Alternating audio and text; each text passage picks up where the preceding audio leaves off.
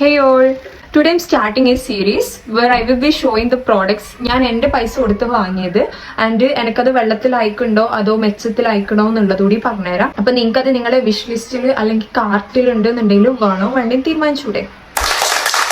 Okay, ഞാൻ first തന്നെ ഇതിൽ കാണിക്കുന്നത് ബാസ്കിൻ നേച്ചറിൻ്റെ ഈ ഒരു ബീട്രൂട്ട് ലിപ് ബാമാണ്. ഞാനൊരു 8-9 മന്തായിട്ട് യൂസ് ചെയ്യുന്ന പ്രോഡക്റ്റ് ആണ് കേട്ടോ.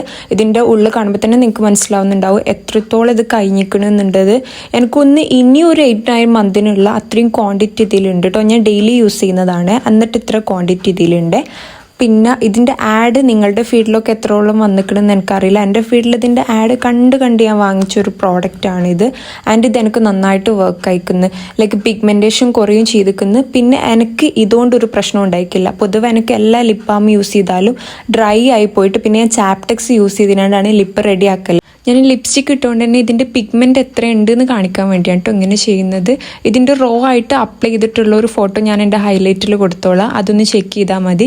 നിങ്ങൾ എല്ലാവരുടെ വീട്ടിലും ഉണ്ടാവില്ല കുറച്ച് റിലേറ്റീവ്സ് അല്ലെങ്കിൽ അയൽവാസികൾ. ഇപ്പം നമ്മൾ മേക്കപ്പ് ഒന്നും ഇടാണ്ട് ലിപ് ബാം ഒന്നും ഇടാണ്ട് നമ്മളെ കാണുന്നുണ്ടെങ്കിൽ ഇല്ലതെല്ലാം വാരി വലിച്ചിട്ട് അവരുടെ ചുണ്ടെല്ലാം കറുത്തുപോയി എന്ന് പറയുന്നവര് അവരുടെ മുന്നിലെല്ലാം ഇങ്ങനത്തെ ലിപ് ബാം ഇട്ടങ്ങ് പോയാൽ മതി. എന്നിട്ട് പറയാ, ഓ എൻ്റെ ലിപ്സ് നാച്ചുറലി ഇങ്ങനെയാണ്, നാച്ചുറലി എനിക്ക് പിങ്ക് ലിപ്സാ.